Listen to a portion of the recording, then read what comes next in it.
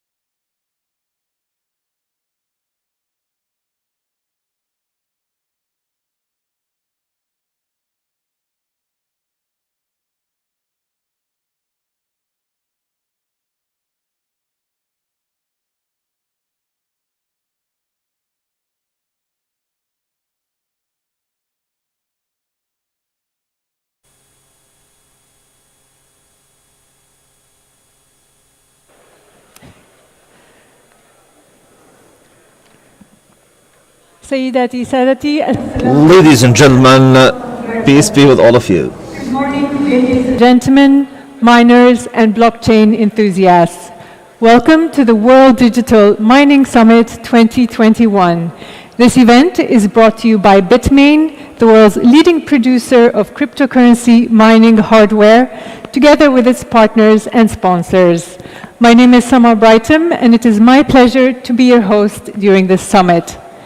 WDMS brings together the top mining and energy companies from all around the world.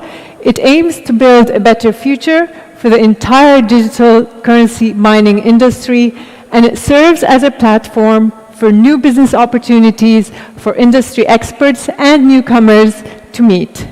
The summit is a two-day event packed with marvelous speeches which will be delivered by top experts and industry leaders on the topics of mining, energy adoption, new infrastructure technologies, hosting, and much, much more. Bitmain would like to thank all the partners and sponsors who have made this event possible. Everyone who's traveled here from all around the world, thank you very much for attending here in real life, and also people who are tuning in online from different time zones all across the world to listen in to what the future holds for this spectacular industry. As we begin the morning with the first lineup of speakers, I would just like to kindly remind you to please follow the safety regulations of the event and the venue. Everyone's safety is a top priority here. So, as we begin, I would like to call on our first speaker, who will be presenting Bitmain, leading the global mining industry. She is the Sales Director of Europe, the Middle East and Africa, and the Commonwealth of Independent States region for Bitmain. Please give a warm round of applause to Xiaotong Li.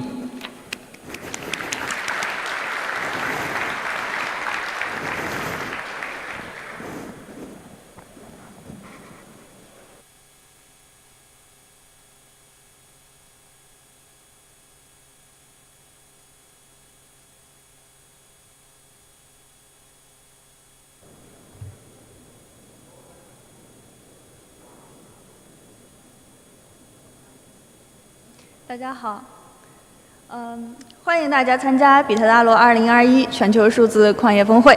我在这里代表比特大陆和创始人迈克尔·詹真诚的欢迎大家。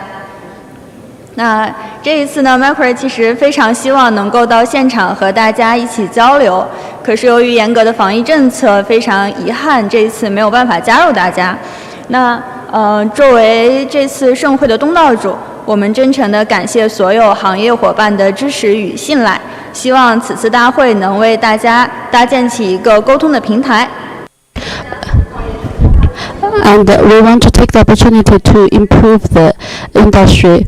Now, I just want to talk on behalf of Bitland, how to improve the ecosystem and our mission and vision.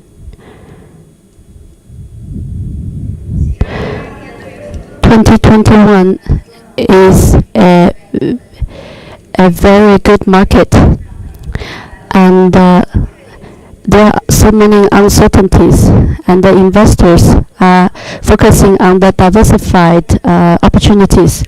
Now you can see Bitcoin is having a strong ability to hedge the risks, and there are a lot of capitals entering this market, and Bitcoin has become a shining star, and you can see Bitcoin has reached the peak. Now it's 128 million US dollar. And now we can look at the Microsoft numbers. According to the number in 2021, annually, it's Bitcoin, according to the number today, it is 25 billion US dollar. So this year, a lot of countries have become more friendly towards Bitcoin, and everyone can see the efforts from different countries, including Miami City of the United States.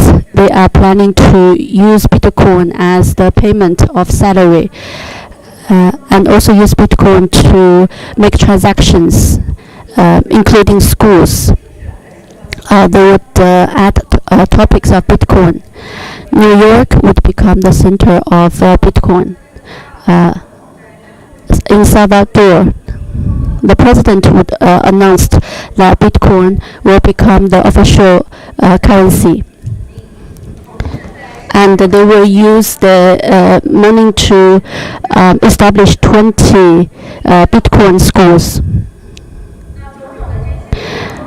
All of the signs have showed that Bitcoin has been recognized by more countries, and the future is bright. Now, we can see objectively, and Bitcoin is also a star technically. First of all, it is widespread across the world, and you can transact via Bitcoin easily, and it is 210 million in total, and it is decentralized and distributed accounting.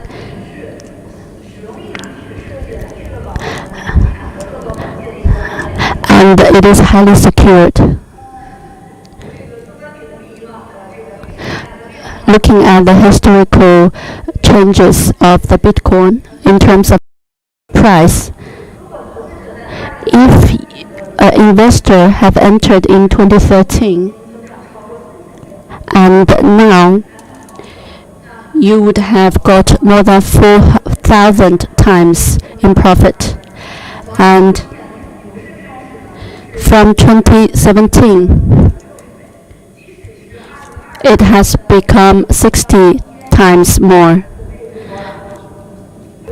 And I believe all of you here would understand that more than I do, and you know the value of Bitcoin. Next, looking at the graph on the right hand side, you can see historically the price of Bitcoin every 4 years there will be a change, and when it is at the lower side of the market, even in that situation, the price has been keep on increasing. The mining of Bitcoin, the value has been increasing. In 2020, it has become 630 million. And also you have to evaluate the hardware and the energy consumption. Now, Antminer is one of the most popular machines in this industry. With the increasing speed of the development of the industry, we focus on the hash rate centric, and we also focus on client.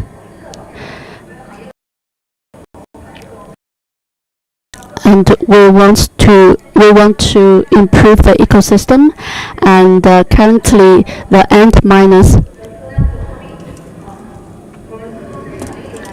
since the establishment, we are the number one in this market.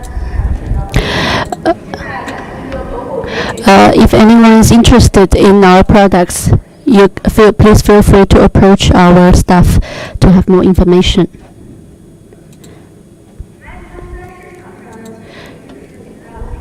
Antminer is the result of our mission and vision, and it is the leading product in this industry.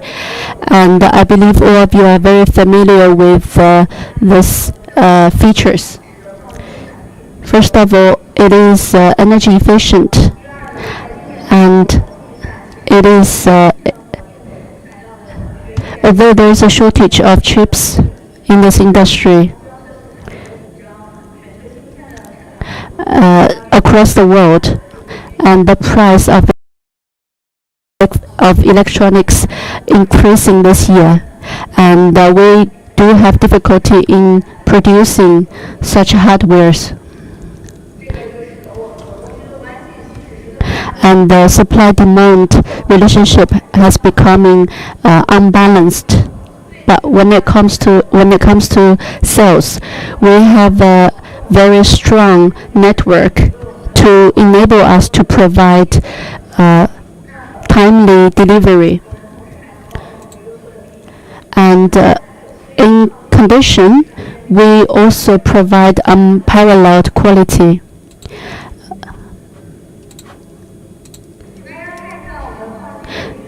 Please let us look at the history of the product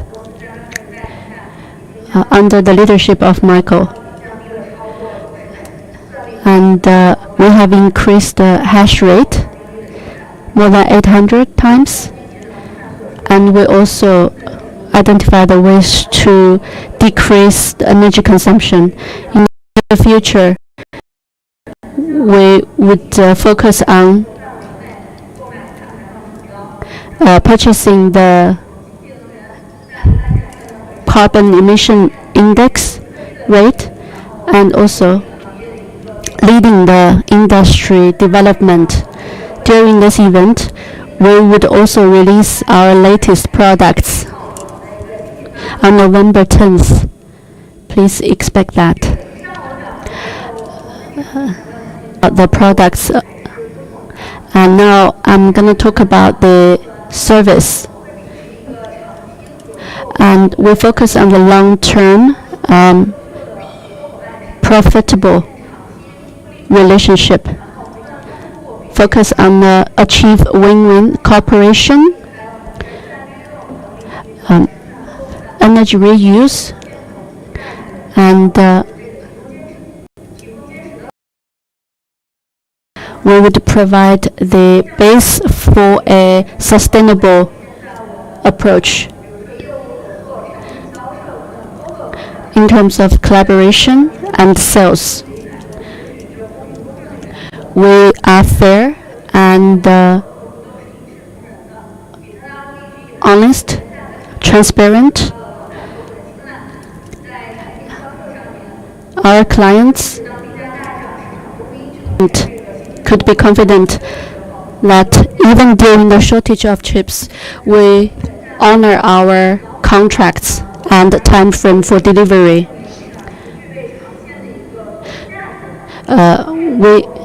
You can trust us, and you can also have a look at the strategy during these changes.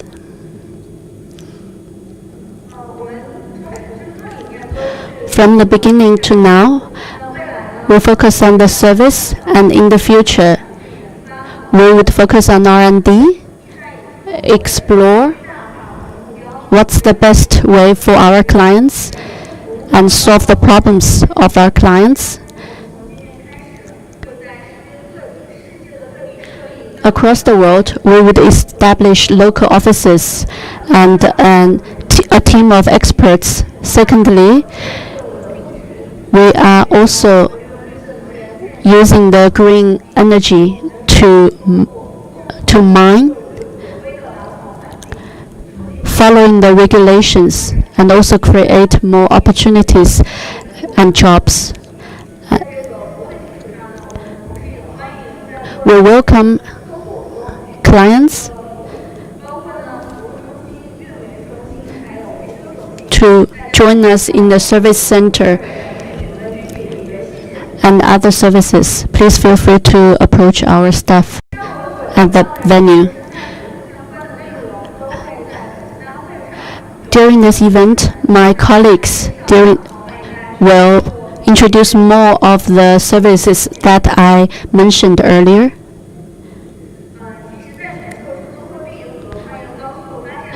During these changing times, Bitmain would like to collaborate with more partners to achieve win-win situation based on customers and provide more products, innovative products, and long-term value, and create a sustainable ecosystem. Thank you for your trust, and I wish you a fruitful conference. Thank you.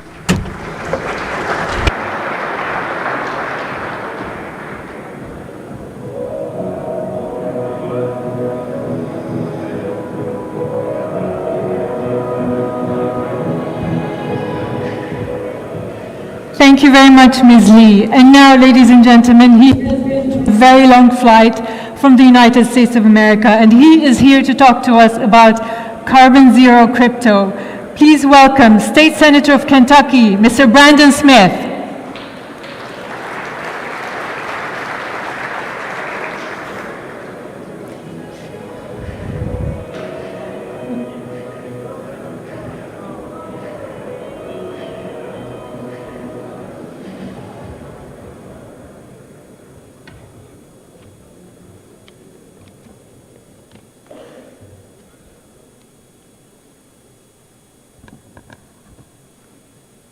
Good morning.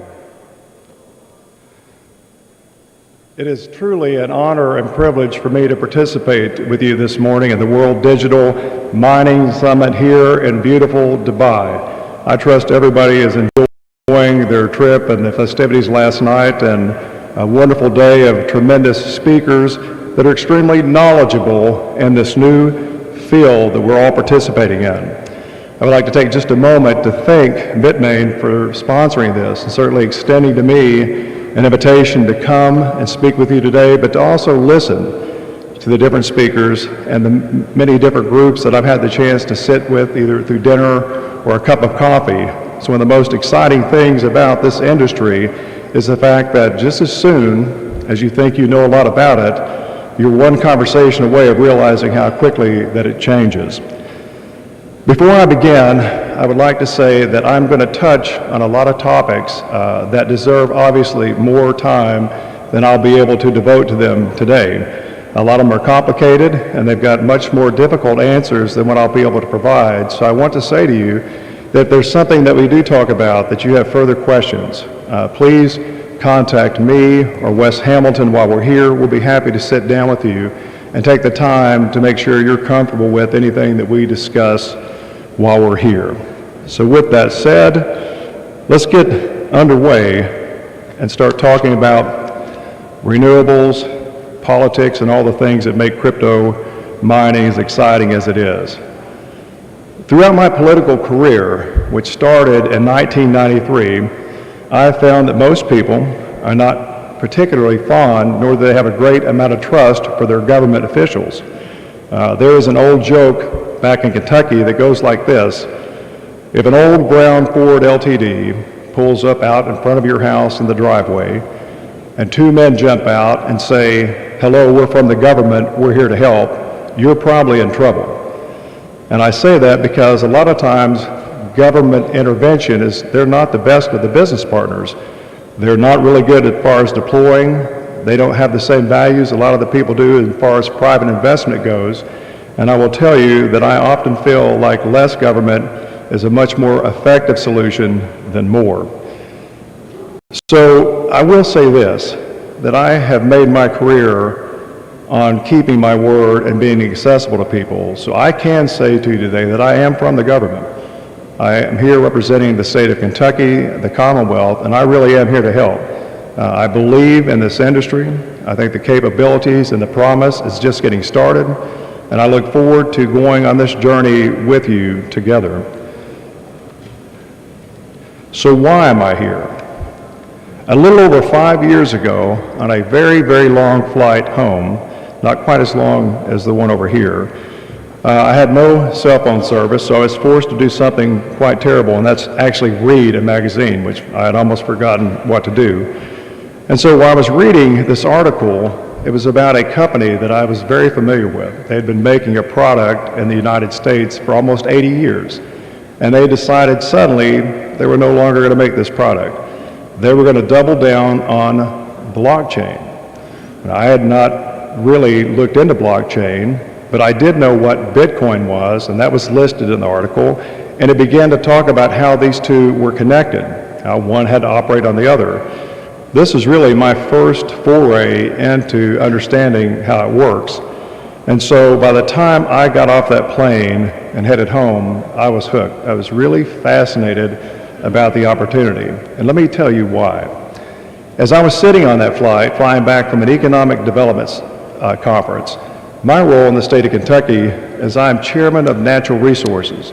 That means everything from mud wrestling to quarries to coal mines to anything that's severed to the timber industry all falls underneath my jurisdiction. It all comes across my desk. The particular district that I represent in Kentucky is in Appalachia in the coal fields, where mining has been a part of not only our history but of our culture. And so at this time on that plane that day, we were having a tremendous fallout from overreach and overburden from the federal government in the coal mining industry. We had coal companies that had been around my entire life that paid men and women between $75,000 and $109,000 a year to work there in Appalachia had vanished overnight. You had thousands of people that were displaced, facing an incredible situation of being in Appalachia without a job. Now the families that could leave were able to get out of there, and they loaded up their cars and they headed toward Lexington, Louisville, Nashville, Charleston, South Carolina. They headed to where they could find jobs. But for those that couldn't, they were forced to move back in with their family, maybe their mother or father or grandparents.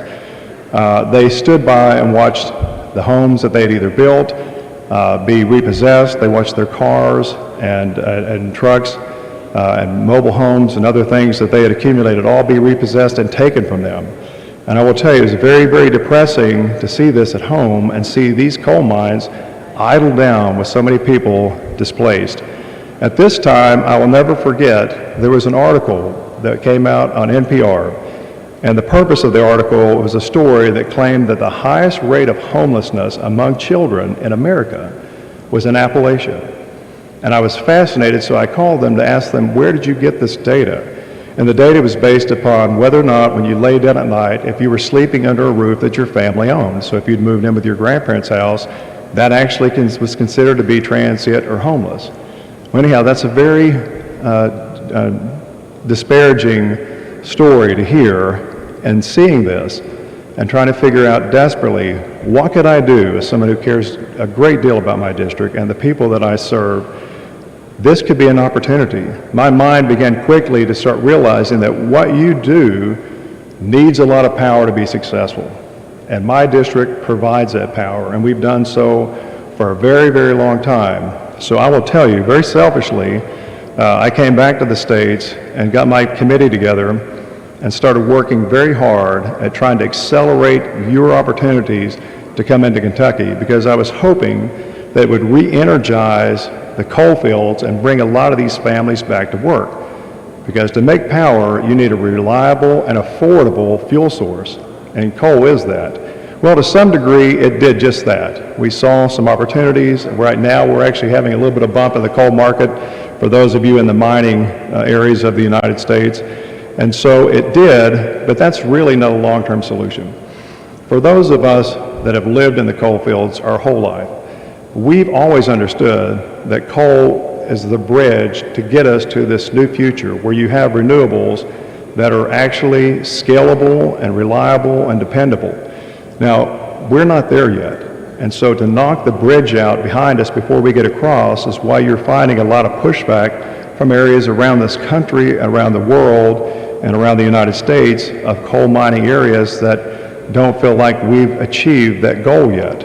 And so as we plan going forward, it took a lot of work from us at the local and state level to come up with the answer to how can we bring you here and find a balance between the mining and what's environmentally productive for us.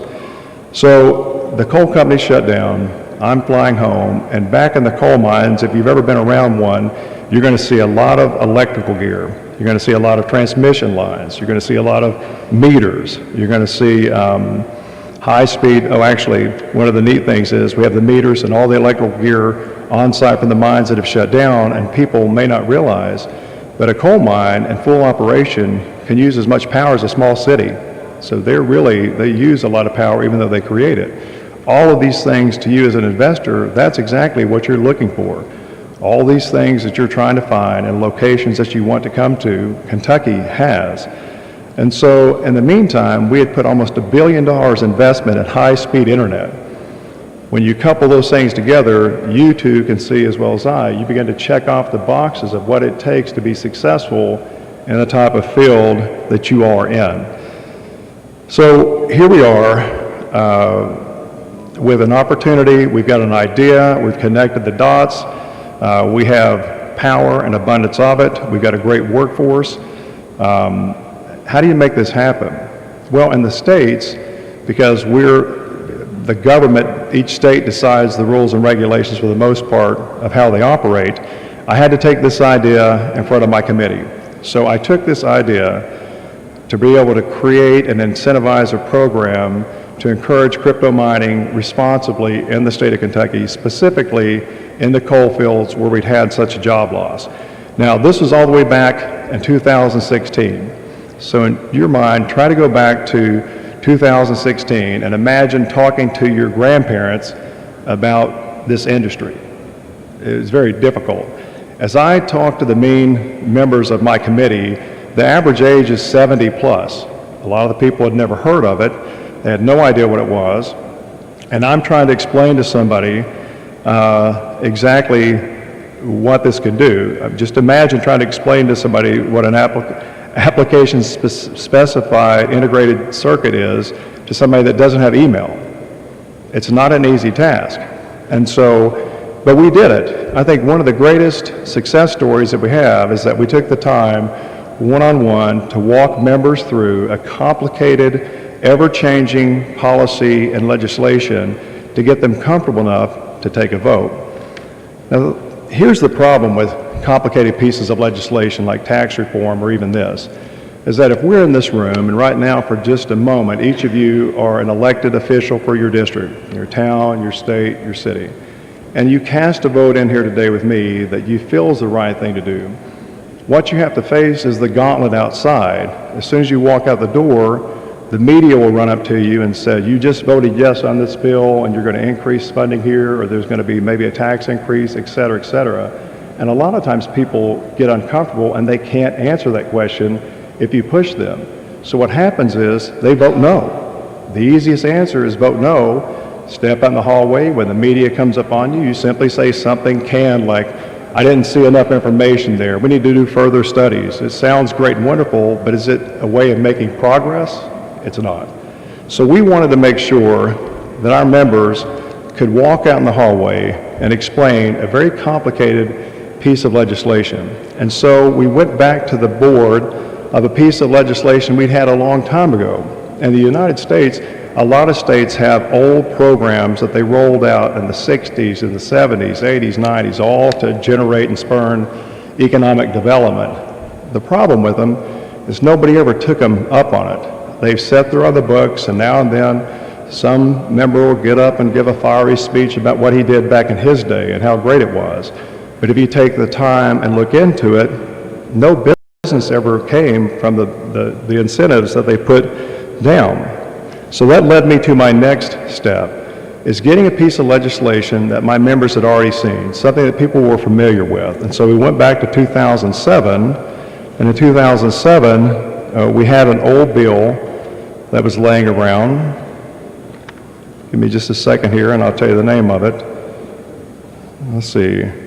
At that time, that bill was called the Investment in Energy Act. And so, as we looked at what this particular act did in 2007, the meat and potatoes were there, it's just the timeline was different. So I had to be able to take this and channel it into a new opportunity for Kentucky. And I think a lot of you have probably seen what we did with Senate Bill 255. Many of you read it, we've had a lot of input from it, and that was our chance to take out the old dated program, the Energy Independence Act of 2007, retool it for a much more modern approach and a more thoughtful approach of recruiting technological companies just like you to bring investment in the state.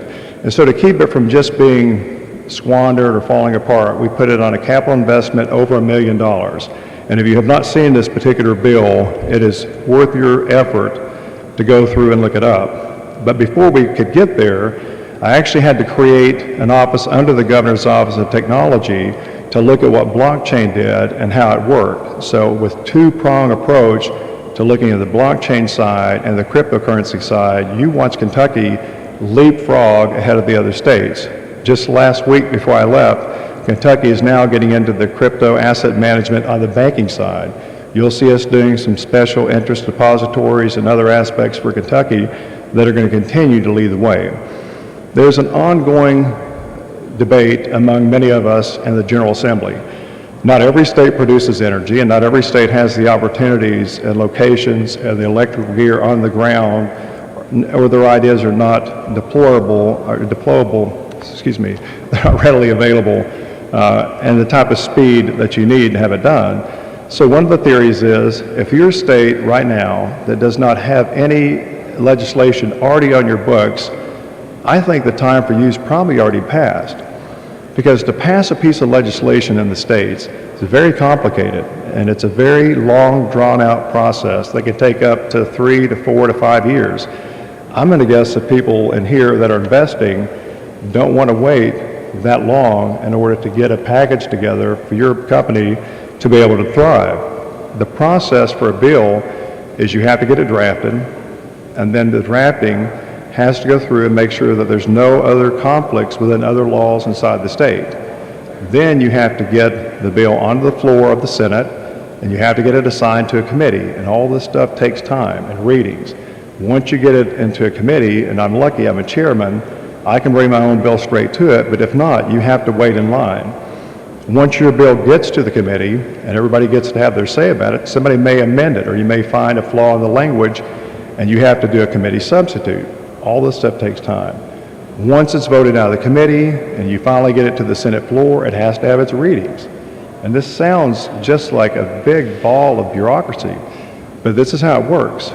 Then you get it to the floor and then you get your vote. Well, that's just the beginning. You're only halfway finished. Then you have to send it over to the House, and then you've got to get the Speaker to post it. Then it has to get assigned to a committee. And I'm not making this up. Then the committee has to be able to have a hearing. And then if anybody changes it in the hearing, you have to do another committee substitute. Then once the committee substitute's done, it goes back to the House floor, and then you have debate. Now, if the bill passes without any changes, there's a certain parliamentary procedure we can do, which is called the clincher. You can send it straight onto the governor's office.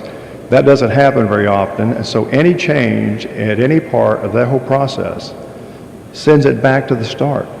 That's why the argument about whether other states have missed the boat is very valid. I'm not sure that they can catch up with the needs and what's in the interest of your companies and your investment and time to help you. So I really feel like if they've not already gotten legislation on the books, then they're never going to catch Kentucky. So keep that in mind when you think about an investment. So Kentucky has pushed ourselves out to the front, and we've been looking ahead as far as what we think our investments for you and your interest are. And we try to put ourselves into your spot for the things that your industry has to have, whether you're the person that has the ASICs, or whether you're the investor or a silent partner, or you're the person that has to go out on site and do the energy contracts. We try to look at it from all angles. And one of the things that I applaud Kentucky for doing is that we have done a great job of staying ahead of the curve on this. Now, it's no shock to anybody in here that there's a lot of money to be made in this industry. Am I right? I am. And so government loves industries that make money because they like to be able to get their hands on it. It's not exactly something we want, but nonetheless, we would be remiss if we didn't think that somewhere down the line you're going to see maybe an aggressive policy from the federal level that's going to start trying to figure out where they can tax you. Up here it's probably going to be more difficult, so they're going to probably have to come down to where it's mine. So what do you do to offset that? and that's really the topic of what I'm here today to talk to you about, is you offset that by being able to have carbon zero power. That is where the real game is going to come into play. Now, there's several different ways to skin this cat, as people say. You can still take off the grid and buy the credits, which is expensive. You can advertise that you're net zero, but you're really not. But you can still function along until the government closes that loophole. But what if I told you there's another way? Now, renewables they're not going to go away, but they're still very problematic. But there is one that in all my years of serving in this capacity, I will tell you I'm extremely impressed with, and that is a large-scale gasifier. And the reason I like the concept of the gasifier is that you have a chance with the gasifier to kill I guess a couple of targets with one stone, as they say. And that is, I want you to make money, and I want you to make money in Kentucky, and I want you to make money quickly with a good, sound investment. But I also want to create jobs, and I want us to be able to use the power in this region to employ people and drive our data centers. But what if we could do something beyond that? What if we had the unique opportunity through a gasifier of cleaning up landfills that are older than your grandparents? That instead of having landfills buried with trash that leach out into the water and the environment and the soil, what if we're able to go back and remine these and process these through a gasifier that's zero emissions, tons of clean power, start dealing with the garbage issues that large-scale cities have, instead of having this stuff buried or shipped out to some other place in another area or another state. You can deal with this stuff at home and generate a lot of power, protect your investment from federal regulation in the future, and be able to win on all sides of this argument, with the side effect of actually helping people in Appalachia break what's called embedded cyclical poverty. I think this will be one of the greatest challenges of what this industry can do. Now, people get into industries for a lot of reasons. You get in it to make money. I want you to make money. Like I said, I think less government instead of more is more effective for us. But in this particular instant in time, we've got a unique opportunity because of thoughtful approach and future investment in Kentucky to let you do all of these things and do something to help the human condition across Appalachia that no other government's ever been able to do before. And what I like about it is this is not a government solving the problem for us. This is local business people, business investment people helping us solve a very, very difficult problem on their own. Now, as I close up here on my time, I just want to say to you to remember this. In less than 3 years, Kentucky will have the highest hash rate of any other state in the United States of America. So if you take anything away, I want you to realize that when you put your money somewhere, I know what that means to you. That's the bread and butter of your operation. So I say to you as I wrap up, be wise and invest where you have a partner that appreciates the investment and has a long-term plan. Thank you again for allowing me to come and speak with you. I will be around for further questions. And again, I do apologize that we're not able to go into more detail on some of these issues, but I appreciate the time today. Thank each of you.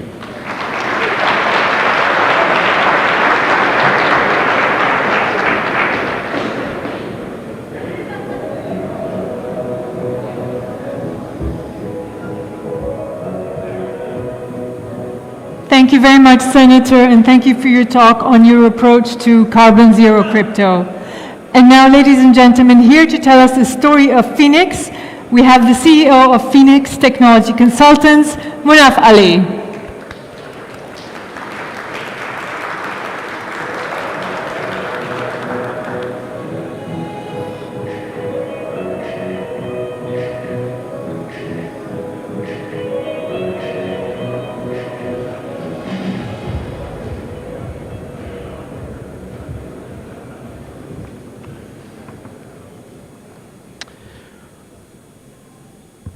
Welcome everybody, and thank you all for joining us at the 2021 World Digital Mining Summit here in Dubai.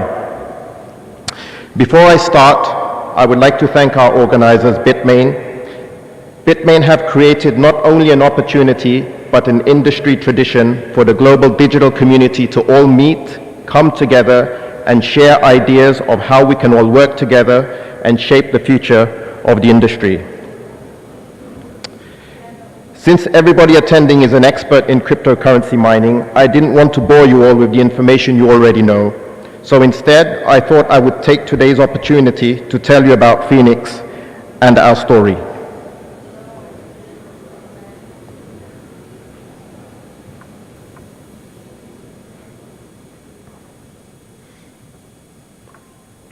Okay, so this slide was for my lovely wife, who couldn't make it today, who always reminds me of how smart I was as a banker and a real estate developer and a hotelier, and complains how I always wear jeans and a t-shirt. But I remind her of this all the time.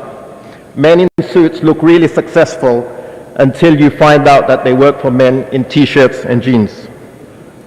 And this has to be my favorite quote in this day and age, because we in the industry are not always taken seriously, and sometimes it is our looks or our age, but what is clear is that we are the ones shaping the future. For the record, she made me wear the suit, but trust me, I also want to be the guy in the t-shirt. So, for those of you who don't know me, my name is Munaf Ali, and I am the co-founder of Phoenix with my partner and long-term friend, Bijan Alizadeh. Prior to the launch of Phoenix, we had a history of successful careers and businesses ranging from banking and finance, real estate development, as well as hospitality and hotels. A recipe we soon learned that would be perfect for the hosting business we wanted to build.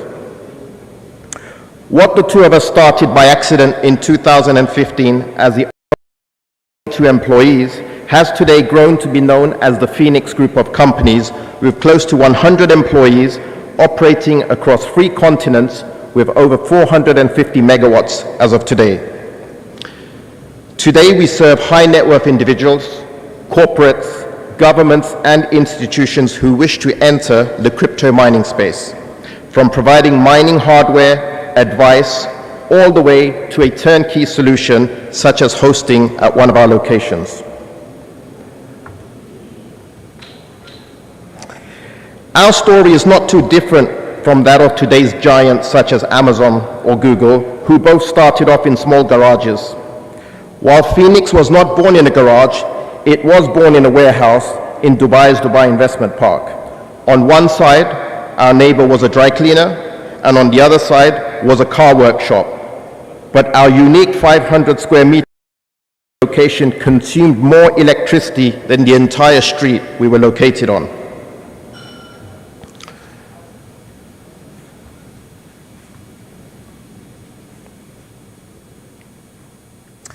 Here we see my partner Bijan. I'm sorry bro, but since you insisted I do today's speech, I got to choose the photos. You can get me back at the next summit. As you can see, we would do everything together ourselves of developing our first crypto farm. Between the two of us, we launched our first mining farm with air cooling, and we also built our own GPU mining rigs with graphic cards where we mined Ethereum. It wasn't long before we reached a capacity of 2 megawatts, and unfortunately, we hit the peak of Dubai's summer temperature. Even 15 years of living in Dubai didn't prepare us for what we were to experience next. During the summers, where the temperatures reached 50 degrees Celsius, we realized our rigs couldn't function anymore due to the heat and the sand pollution entering our warehouse cum mining farm. Our cards would overheat and burn out, our boards would pop with sand pollution, and the farm temperature would hit 40 degrees no matter how much cooling we tried to implement. Having now tasted the profitability of mining, we decided we had no choice but to find alternative solutions and continue to grow our mining operations elsewhere. Due to the high cost of commercial electricity, the need for expensive liquid cooling solutions, and dust pollutions we encountered, we decided we needed to look for locations outside of the Middle East. After we did our homework, our first stop was Canada, followed by Russia, both of which ticked all the necessary boxes. We needed jurisdiction, we needed a cool climate, and most importantly, we needed a cheap supply of electricity. Block 1 technology was born in Canada, which became our global hosting provider for Phoenix as a group and to all of its clients. We grew our operations from GPU to ASIC mining and expanded our operations for both Phoenix and its clients. Today, Block 1 technology, under the ownership of Phoenix, both owns and manages sites across Canada, Russia, and soon the United States and the UAE. Our commitment and dedication to grow and build a name for ourselves in this industry gave us the opportunity to form one of the most valuable alliances in the industry. After a long history of being a client and ordering substantial quantities of mining equipment on a regular basis, Phoenix was very proud to be appointed the distribution partner of Bitmain for the Middle East and Turkey. The year 2020 saw Phoenix open its flagship Phoenix store located in Dubai, which is open to the public with its primary role to promote mining equipment from Bitmain.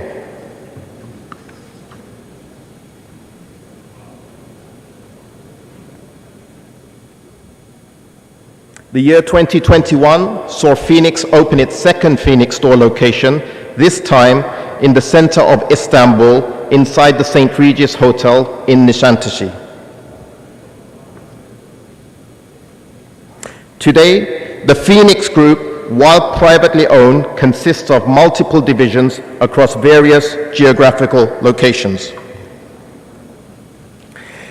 As already mentioned, Block 1 technology operates our mining farms globally and offers hosting services to the group as well as its global client base. Phoenix Store operates our sales outlets in both Dubai and Turkey, with more exciting locations set to open in 2022. Since its inception, Phoenix VC has become a leading crypto venture capital fund, which currently has over $500 million under management with over 60 investments, and it has generated exceptional returns across many ventures with the likes of investments such as Casper, Paid Network, Mintrest, just to name a few.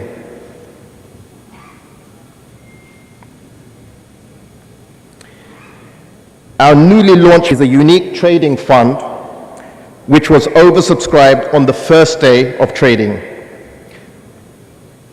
This fund offers investors access to experienced in-house analysis and trading capabilities from our trading desk.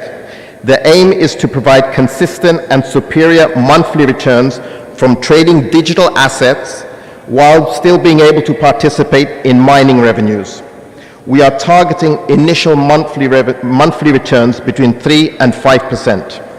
The fund will offer investors regular liquidity events as well as monthly dividend distributions. Phoenix has recently acquired a US-listed entity for the purpose of listing some of the Phoenix Group's income-generating assets on the US stock market. We expect to be able to share more information with you in early 2022. So here you can see a snapshot of the group and its geographical locations. The UAE has our flagship sales center and our upcoming mining farm. Canada, we have operational mining farms. Russia, we have operational mining farms. The USA, our upcoming mining farms will be live during December 2021. And Turkey, as you know, is our first sales center outside of the UAE. This simple chart plots the progress of Phoenix since its inception in 2015 to date.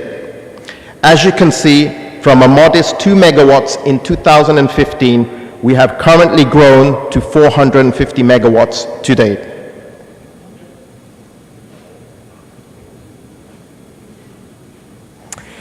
However, we continue to grow, and I would like to take this opportunity to share some very exciting news. This month, Phoenix placed an order and paid for over $650 million with Bitmain to buy new generation machines, which will be delivered to the UAE for our new state-of-the-art mining facility, which is already underway.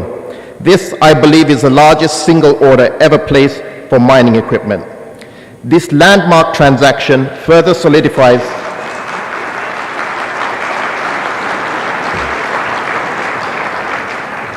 Thank you.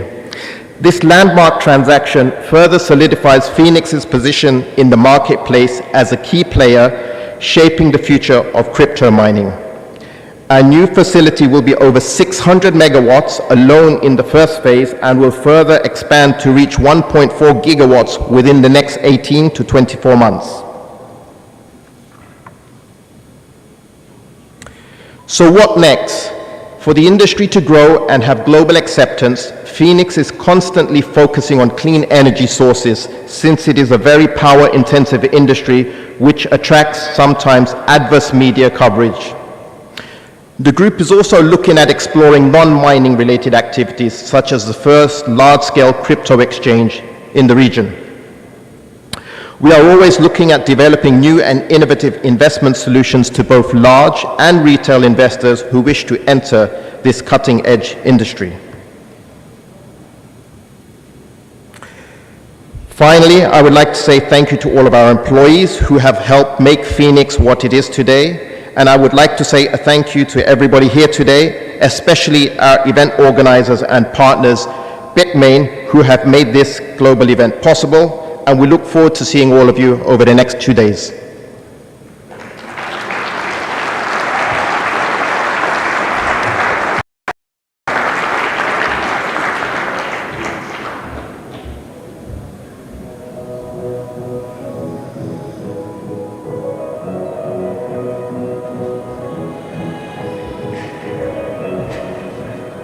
Thank you very much, Mr. Munaf Ali, for telling us about the story of Phoenix.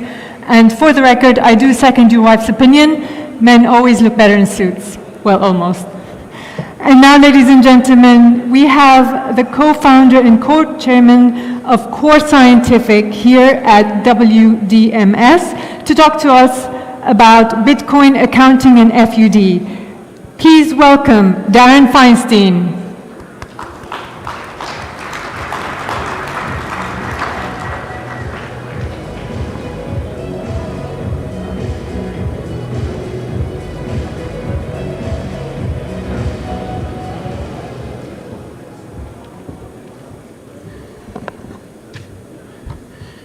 Thank you very much. Pleasure to be here. Thank you guys all for attending, and the Phoenix story was remarkable. Congratulations on your purchase. We like to see territories outside the U.S. growing and decentralizing the network. It's a pleasure to be here. I also want to thank our hosts. We have Mikery, we have Mr. Du, and we have Irene. And it's always been a pleasure to attend your events over the years. Our story started off in 2012. In 2012, I was mining out of egg crates in a building that we had in Las Vegas, Nevada. The egg crates were filled with GPUs, and by the middle of 2013, we started to see a big movement into the manufacturers. And by the end of 13, the first S1 miner from Bitmain came out into existence, and it mined, and it had the hash power of 180 gigahash of power. Today, that sounds like not a lot, but when you were mining with GPUs in 2012, 180 gigahashes of equipment was 5,000 times more powerful than what we were using, and we knew the game was about to change. And Bitmain made a big change in the network, and they've continued to grow and provide efficiencies that have created value for everybody in this room and anybody who touches the network on any level. Any part of the ecosystem today has benefited by the technology creation of Bitmain. Today, Bitmain has the S19, which is 110 terahashes. If you look back to the beginning of Bitmain and the first piece of equipment they put out, they've increased their power, their hash power by 600 times, or 60,000%. That effectiveness has changed the landscape in this business, and really it allowed for the efficiencies not just on a hash power, but also the efficiencies that take place on energy use. The first piece of equipment from Bitmain used approximately 1,000 watts, and today we're running 600 times faster on about 3 times that. So we're looking at a 600 times increase in power and only a 3 times increase in energy use. And that's important for the title of my talk here today. I'm going to go into accounting and FUD. I'm going to reverse the order and talk about FUD first. The energy footprint that you hear about in the mainstream media as it relates to the Bitcoin network is a misinformation campaign. There's plenty of people that have come up with stories regarding and related to the Bitcoin network and its energy use, and they compare the Bitcoin network's energy use to small countries like New Zealand or the Netherlands or small states in the northern or southern parts of America.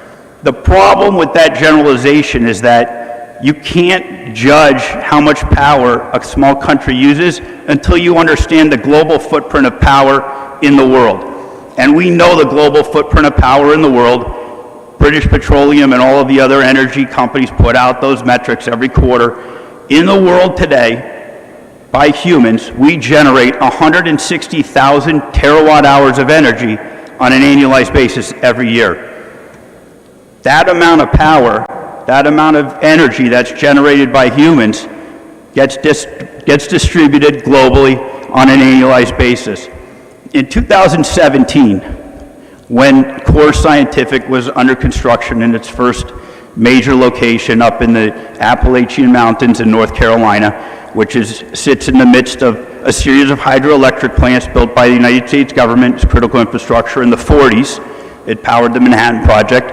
When we started that construction up in the Appalachian Mountains, 2 articles came out that year, both of them related to the energy use of the Bitcoin network. The first article from Newsweek, the second article was from the World Economic Forum, independent articles coincidentally released at the same time with the exact same message. The message in 2017 from the World Economic Forum and from Newsweek was that the Bitcoin network by 2020 would consume all of the world's energy and it needed to be shut down. Now, if you look back to 2017 when those quotes were issued and the articles were written by Newsweek and the World Economic Forum, and here we are today, 1 year after their prediction should have come to truth, you can tell that the Bitcoin network's not consuming all of the world's energy, as a fact that we're sitting in here with the lights on today. But how wrong were those predictions? And that's really the basis of the energy FUD that exists today. You have mainstream media outlets predicting doom on an environmental basis based off the energy footprint of this network. Well, how much does it use? We know that the world, humans, generate 160,000 terawatt hours of energy a year. And if you were going to listen to the articles that came out in 2017, the Bitcoin network should consume a large portion of that. But it doesn't. We know the footprint of the Bitcoin network based off the hash rate and the equipment that exists today. And that footprint is 160 terawatt hours of energy a year. 160 terawatt hours of energy a year is consumed by the entire global Bitcoin network, yet the world generates 175,000 terawatt hours of energy a year. So if you're going to put that into perspective, the Bitcoin network uses 0.0001 of the world's energy. It's a fraction of a percent. It's 0.1% of the world's energy is utilized by the Bitcoin network. It's a nominal amount of energy. And if you look at the footprint from the electrical grids that it's used, you'll see that it's highly sustainable, used from sustainable energy sources and renewable energy sources, because as Bitcoin miners, we're looking for renewable energies that are stranded or off-grid energy sources that are inexpensive and cheap and nominal to use. And so when you're faced with the confrontation from somebody that this network, this Bitcoin network on a global basis uses an enormous amount of energy, you should be prepared with some of these statistics that the actual use of the network is a nominal amount. We have no slides here today. It's my fault, I'll take the blame. But if you go to Hope, which is Michael Saylor's site, and you look up the Bitcoin mining network, we have a series of slides that we've created for all of you to take. You can download them for free and utilize them in your own material. Change the name if you'd like. And that will give you the latest, most up-to-date current information on the energy used by the Bitcoin network and its sustainability ratios as we put together for that Bitcoin mining network. So that's the FUD. On the energy side, there certainly is a lot more FUD than just the energy FUD. But now we're going to move on to the accounting of this network. And I think this is the most overlooked aspect of the Bitcoin network. Most people focus on the commodity digital asset Bitcoin, lowercase b, that denotes the unit that's traded, and people watch number go up, number go down, and they look to see how it's trading and moving around the globe. Now, while lowercase b Bitcoin is an enormous advantage in terms of transactional value, it's a credit when you send it to another party. It's a bearer instrument. There's no counterparty risk, and it settles permanently to the ledger every minutes. That still doesn't take into account what the innovation is. And the innovation for Bitcoin is the capital B Bitcoin network. You capitalize the system, you lowercase the actual unit of measurement. The Bitcoin network, what it created, and what's going to change the world, and why we're all here today, is the Bitcoin network changed accounting. And this is where it gets a little boring, and people always tune out, but it's really important to understand the history of accounting, and it's really short. 10,000 years ago, somebody went to a market and bought 5 cows. They wrote down, I have 5 cows. That's the asset-based accounting ledger. They put that on a clay tablet 10,000 years ago. That was the birth of single entry accounting. That survived for tens of thousands of years until the 1400s.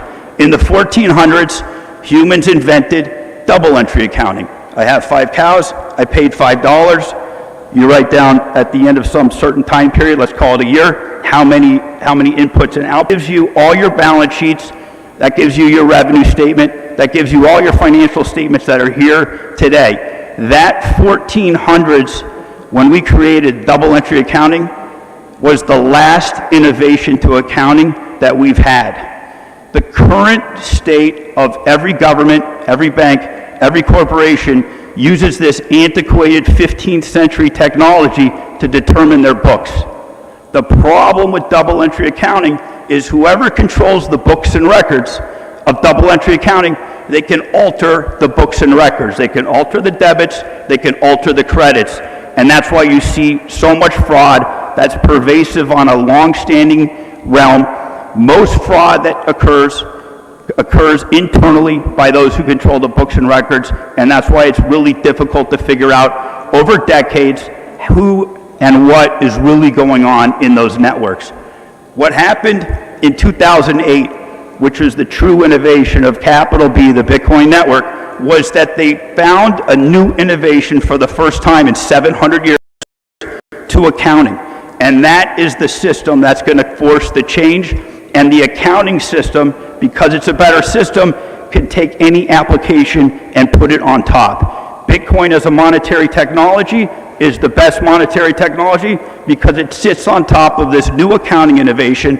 And what the new accounting innovation created was you have a debit, you have a credit, and then you have a triple entry to a blockchain. Blockchain is just technical jargon, and it means accounting ledger. So you have a new immutable accounting ledger, and you have your debits and your credits. All of that is public. Every transaction on the Bitcoin network is public. Party A and Party B send each other value, and then it's written to the blockchain. The blockchain is public. Both parties are public. That means the transaction is public, and it's a longer story, but it's for the first time in human history you could have a peer-to-peer transaction between two parties without a third-party verification system. And so if you go down the rabbit hole on the accounting and the technological importance of the Bitcoin network on an accounting functionality level, that you will see where the value lies in this network. And because it's a better accounting system, all asset classes, all technical forms of differentiation of assets, payment processing, all of that goes on top of this as layer 2 or sidechain, or you get all different types of ways that people are coming up with really interesting ways to maneuver through the technical aspects of payment processing within the network. But if you take something home with you today, please go out and read, because it's a much more complicated subject than the 15 minutes I have to talk about it. If you read about the triple entry accounting functionality of this network, you will begin to see what the actual value is and what the innovation is, and that for the first time in 700 years, humans have innovated accounting, and that's what's going to change everything. Thank you very much.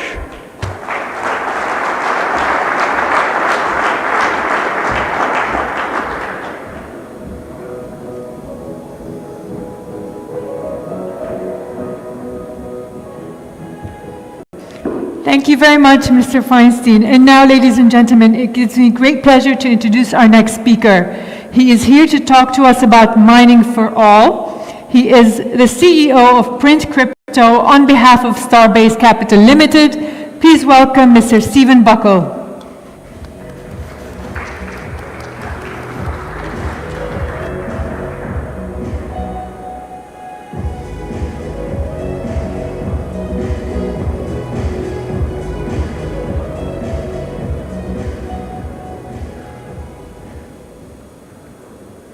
How's everybody doing? My name is Stephen Buckle. I am the president and founder of Print Crypto, based in Austin, Texas. Print Crypto is a trusted source for ASIC hardware.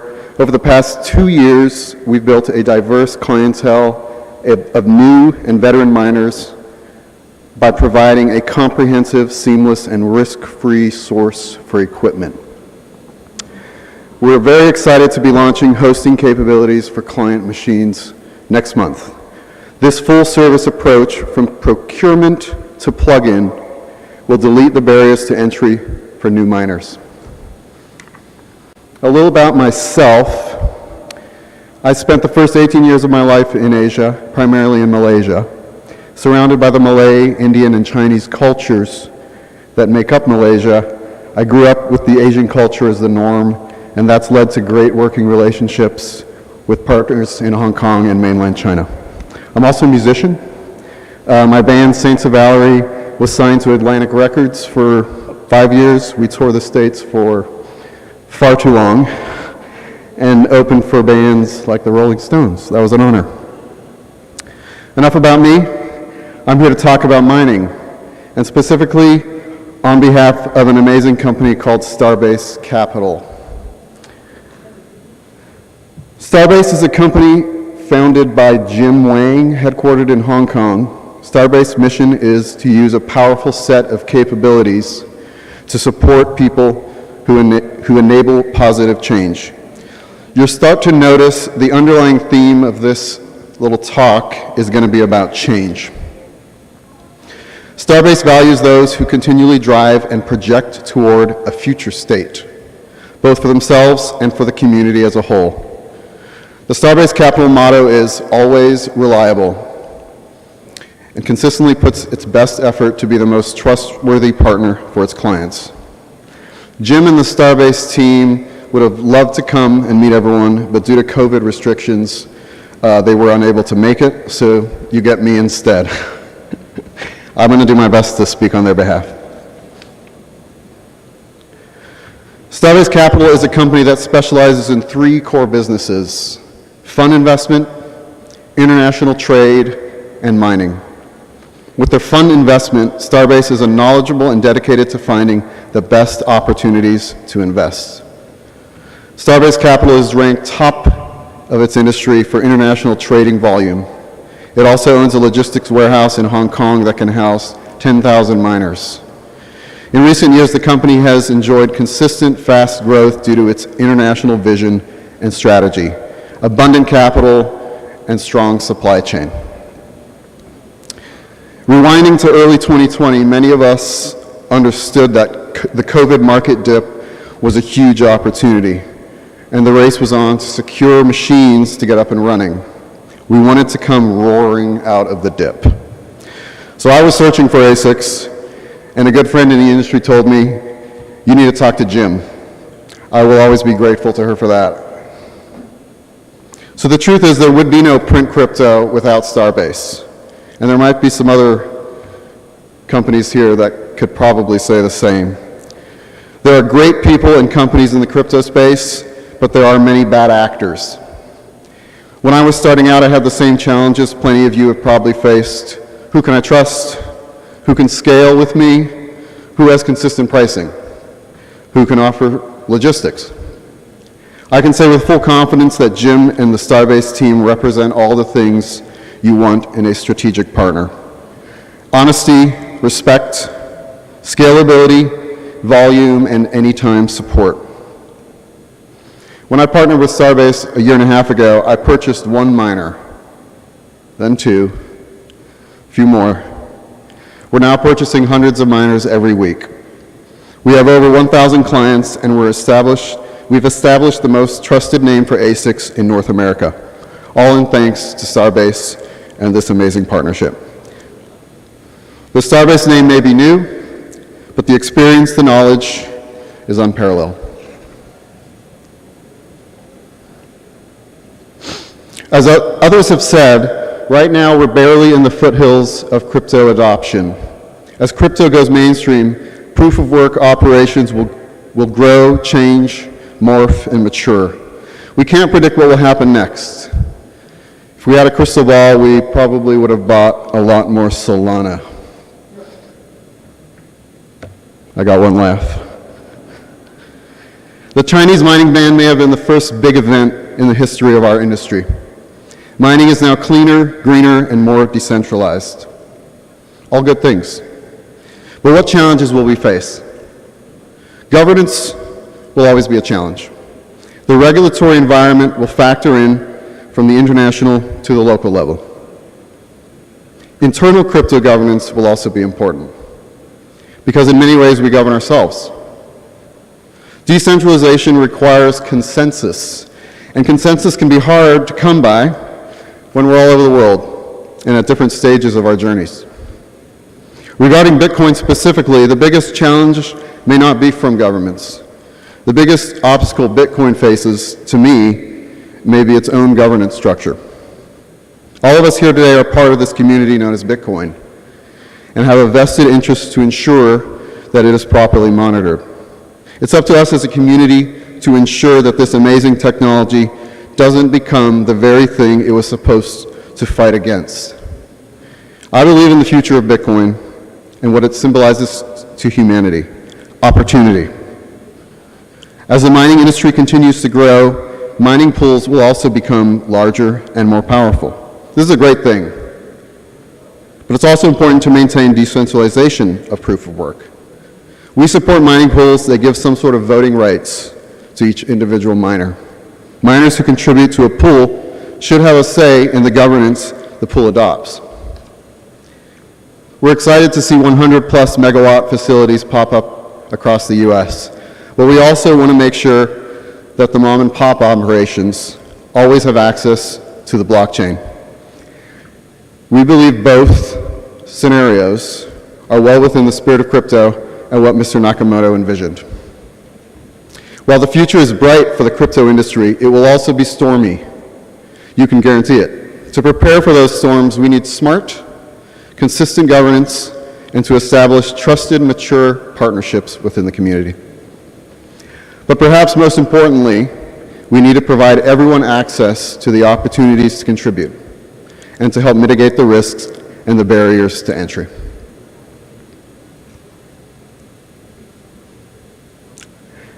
I believe we're still in the beginning stages of true generational wealth as a result of crypto mining. The average consumer now has heard the word Bitcoin, crypto, Ether, and they understand that the digital currency is a tradable asset. But I don't believe the average consumer understands that proof of work is the backbone of this revolution. I know a lot of people who still think that the path to life-changing wealth is to trade crypto, to take large risks, to leverage, till they're potentially losing their life savings overnight. Investing in mining mitigates these risks. Mining is the truest form of dollar cost averaging, and it's our hope to educate people on this. The perception that techies and whales are the only people with access to mining is still somewhat prevalent. Starbase and Print Crypto are working to change that mindset. Innovation is always a struggle.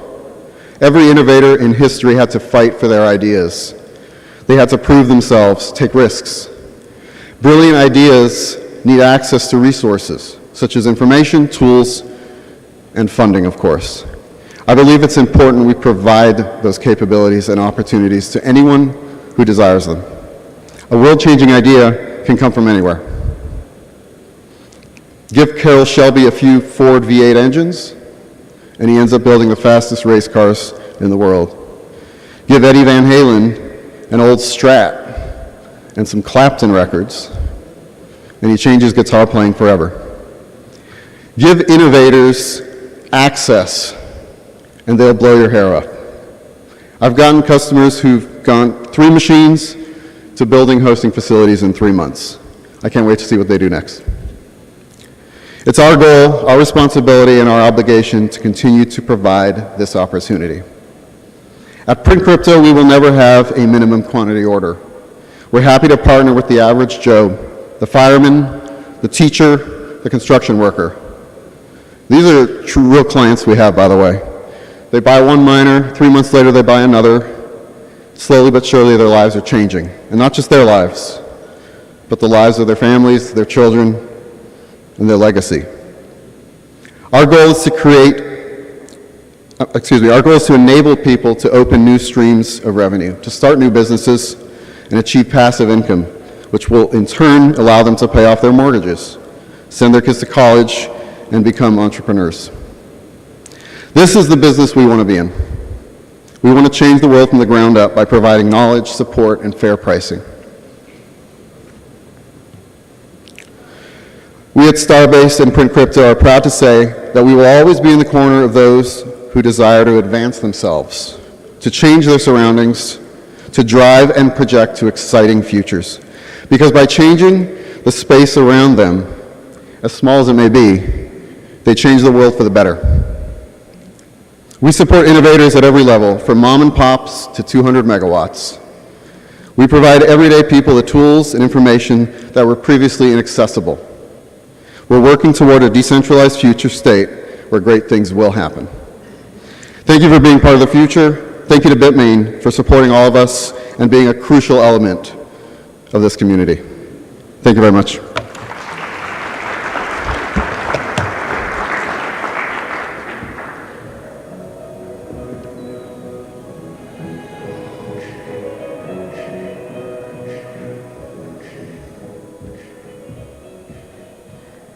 Thank you very much, Stephen Buckle, for your very illuminating talk. We love world-changing ideas. And now, ladies and gentlemen, our next speaker is going to be talking to us about millions. That is to say, onboarding the next 1 million miners. Please welcome Director of Procurement at Compass Mining, Mr. Vincent Vuong.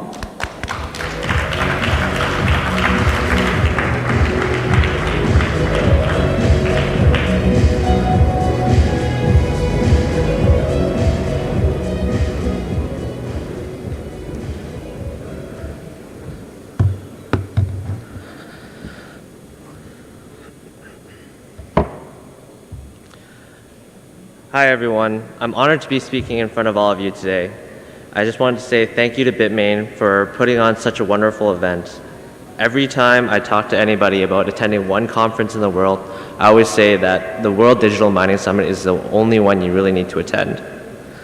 My name is Vincent, and I recently got promoted to the Director of Business Development here at Compass Mining. And today, I'm going to be talking to you about onboarding the next 1 million miners. So, before we get started talking about Compass, I wanted to talk about Bitcoin. Bitcoin is the foundation for why everybody in this room is here today, and it's why what we do here at Compass. Deeply embedded in the ethos of Bitcoin is that Bitcoin is meant to be used by everybody. Anybody can access the transaction history for all transactions that have ever occurred on the Bitcoin blockchain. Anybody can run a node with an internet connection and commodity hardware. They can verify Bitcoin transactions themselves and submit transactions to the network. And anybody can send and receive Bitcoin. You can send it anywhere and to anyone with no restrictions whatsoever. Finally, the reason that we're all here today is that everybody should be able to mine Bitcoin. When Bitcoin was first created, anyone with a CPU and capacity was able to mine Bitcoin.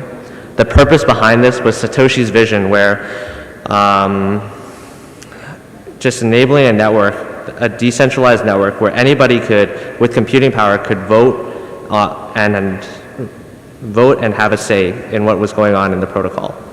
But over time, the industry has evolved because people saw the potential and the value of Bitcoin, overall maturing the industry. Skipping through time, we went from CPUs to GPUs to FPGAs, and finally purpose-built ASICs and facilities built only to mine Bitcoin. Nowadays, these industrial facilities are reaching the scale of hundreds and hundreds of megawatts. In every industry, economies of scale always plays a part. People with large pools of capital are able to get discounts on facility space, get discounts on hardware because of the amount that they purchase in each transaction. In addition, the expertise and the capital required to build, own, operate the mining farms becomes higher and higher. Because of this, the industry starts to become more and more centralized. And that's a problem that we're trying to solve here at Compass Mining. Compass Mining was built because our founders wanted to mine Bitcoin. But everywhere they went, the miner sellers would say the minimum order quantity was $100,000. And then the hosting provider would say, you need to have 200 machines before you can come in here, when each machine was worth $1,000 or $2,000 each. The amounts required by sellers and hosts never aligned, and not everybody has $100,000 laying around. So each time our founders went back to raise more capital and try to get into this market, the bar kept getting higher and higher, and they could never join. And so Compass Mining was born out of this. What Compass Mining does is we aggregate the demand from thousands and thousands of individuals all across the world to pool their capital to get access to the same economies of scale that people that order like hundreds of megawatts of equipment and book hundreds of megawatts that these hosting facilities can get. In addition, we share our expertise and try to educate everybody on mining Bitcoin. We have a content team who produces podcasts, educational content, videos, newsletters to provide news and industry insight that normally isn't released to the public. We also have a great support team that makes the entire process so easy and so smooth for everybody to get onboarded, where nobody has to worry about communicating with facilities because we handle it all for them.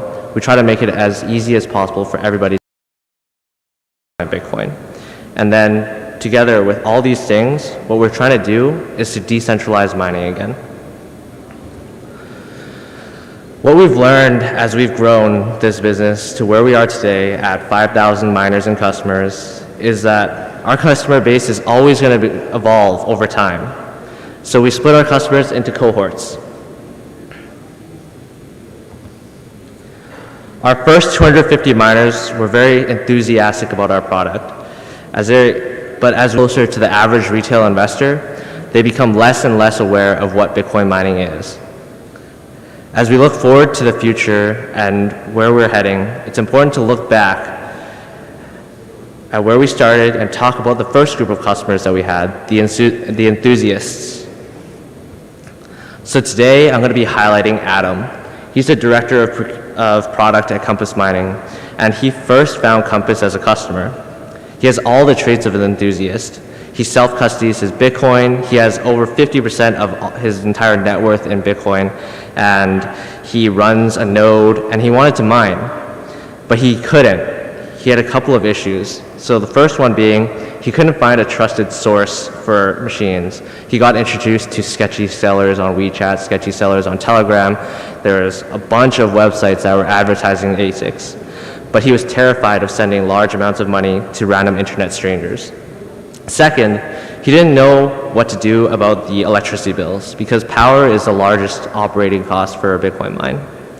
And finally, he didn't know how to deal with the noise, heat, and electrical upgrades required to maintain his miners. Compass solved all these problems for him. All Adam needed to do was become aware of Compass and also for Compass to earn his trust. So,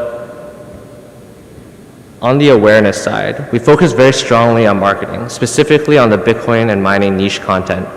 One of the first podcasts we sponsored was the Stefan Livera podcast, and we consider him a Bitcoin podcast. And then Voscoin, which is very mining centric.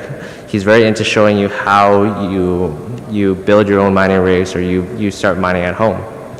On the trust side, Adam saw that the Compass mining community had hundreds of members, and each of these customers were reiterating how great and easy it was to work with Compass. In addition to this, Compass accepted credit card. Credit cards are a symbol of reputability due to the ability, for buyers to have recourse. And that's where we're at. 250 miners, solving active problems. And then, as we moved on and scaled up, we're now at the stage where we're at 5,000 customers or miners. The problems have changed a little, customers, the yield seekers. The top trait of these individuals was that they love yield. These individuals are at the frontier of the crypto industry. They use automated market makers like Uniswap, Ethereum, Solana, and they're looking for yield and ways to make money. They heard about crypto mining or Bitcoin mining, but thought it was too complex to get started. There is already a mental barrier in most people's mind that mining was not for the general public anymore, only for large institutions. The blockers for these customers are education and awareness. We needed to make them aware of Compass, and then we needed to teach them about Bitcoin mining. On the awareness side, we expanded on marketing. We originally focused on niche content and eventually added more sponsors like Peter McCormick, the What Bitcoin Did podcast, and a Pomp podcast. Both of these are still Bitcoin content, but really more focused on the beginners in the industry and also on the business crowd. We also had huge press releases throughout 2021. Two important ones were, one, Jack Dorsey, the CEO of Twitter, announced that he was mining with Compass. This was a huge trust signal and verification to the general public that knowledgeable individuals were looking to diversify and get into different asset classes like Bitcoin mining. And second, another big announcement that we made was we're planning to mine using nuclear energy with Oklo.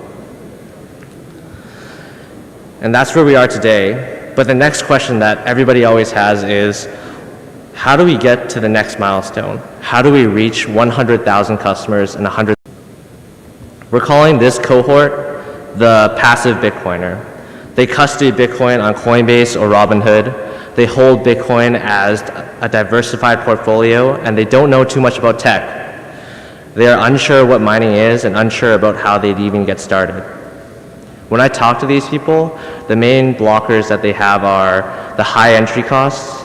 Everybody wants to get into Bitcoin mining, but not everybody wants to spend $10,000. They want a lower cost of entry.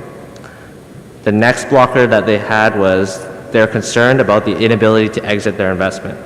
The Bitcoin that they have on exchanges or the stocks they have on like Robinhood, these can immediately be exchanged for dollars and they can get out at any time.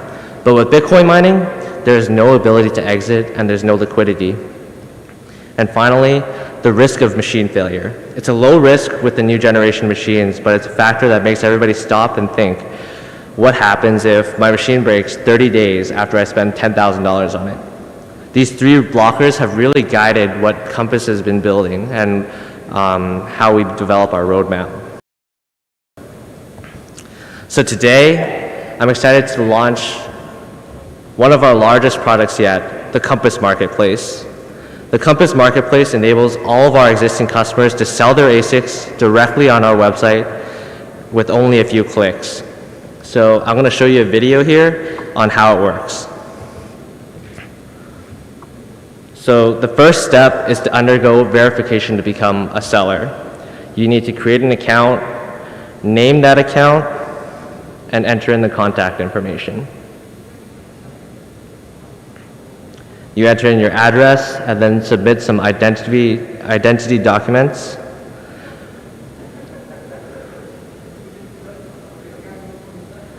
Agree to the terms of service, and then you're good to go.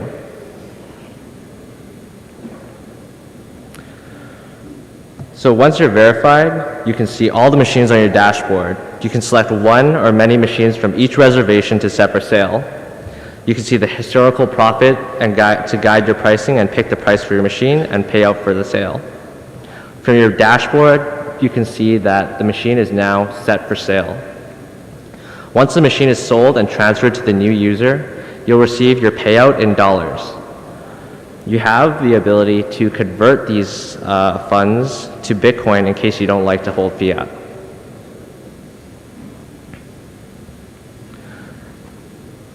For withdrawals, you have two options. The first one is Bitcoin.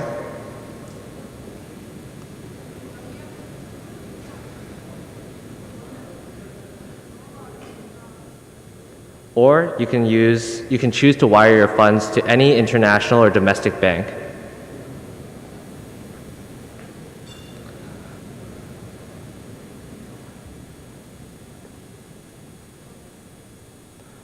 Overall, I want to say that this is going to be a game-changing product, and we're really excited to announce this launch because it opens liquidity in a marketplace that didn't have it available before. And this isn't going to be limited to only our customers either. We're going to allow the ability for everyone to become a Compass verified vendor. Manufacturers, distributors, resellers, Bob Joe with 5 miners. Anyone can access Compass's network and demand. We're going to be creating Fulfillment by Compass, where vendors can complete a vendor screening at our booth or on our website and list machines for sale. Compass will handle all the marketing, sales, logistics, customer service. We can do what we do best, and you can do what you do best. And all you need to do is bring your machines so we can start selling.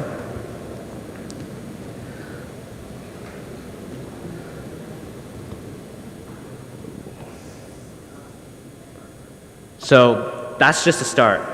That's not the only problem that we're solving. The second blocker, or the first blocker about how the entry point for mining was too high. We're also solving this issue by announcing the Compass payment plan. The Compass payment plan allows users to start mining with only a 25% down payment, the rest of it paid over monthly installments. So your machines can be online, hashing, running, generating earnings for you, and you can pay it off as it goes on. So this is going to be a game-changing approach for people to enter Bitcoin mining with lower amounts of capital. And finally, the third blocker that we were working to solve to protect the users from the risk of their machines going down, breaking or requiring repairs. We've created the Compass Premium Service Protection Plan. Users will be able to be compensated in expected Bitcoin earnings for any downtime that their machine receives for a machine failure. And here's a video of how to add these features onto your purchase through Compass Mining. From the hardware page, they can see that the machine is eligible for the Premium Service Plan and the Compass Payment Plan. You go and purchase your miner, you go to checkout, and you can toggle the Premium Service Plan on and off to see how much it would add to your monthly bill. You can also see how much the miner cost will change as you click through the payment plan button and choose your payment period. So you can select a payment method, agree to the terms of service, and place an order. From the crypto checkout, you can pay with Bitcoin or stablecoins, and here we're going to be paying with Bitcoin, and then once you pay, the inventory is locked in for you. So we're really excited about these new products and adding them to the Compass Mining suite. And that's what we think is going to propel us to the 100,000 miners. The next question is, how do we go from 100,000 to 1 million? How do we reach the average retail investor? The retail investor typically has money invested in well-diversified like a Vanguard ETF. These people may have heard about Bitcoin or have seen it on CNBC, but they haven't gone down the rabbit hole at all, and they probably have never heard of mining it before. The blockers to this are supply and adoption. We believe that some of this will be solved by Bitcoin itself as it gains adoption, but once it's adopted, we need to be ready with the supply to onboard these users and get them mining. And that's why we're here today, to talk to everybody important in the industry at the best mining event in the world. We want to get to 1 million miners and beyond. We are looking to help enterprise miners sell their used ASICs and hosting capacity directly to retail. You'll be able to manage your cash flows better, prepare to make large orders by selling existing machines and then getting the cash up front to start prepaying for future machines. You'll also be able to get a retail premium for what you're running today. As discussed before, we're also allowing third-party ASIC distributors to list directly on our website, increasing the machine availability and increasing the profits that all distributors can achieve. This is the future of Compass. We're building a platform for retail to join mining. We're going to create a marketplace so they can liquidate their investments. We're creating payment plans to reduce the barrier of entry, the premium service plan to reduce the risk of machine failure and ensure long-term profitability. And finally, we're onboarding vendors so that there's more supply and everybody is connected. Thank you all, and I just wanted to say, make sure to visit our booth if you have any questions. There's a lot to digest, and yeah, that's it.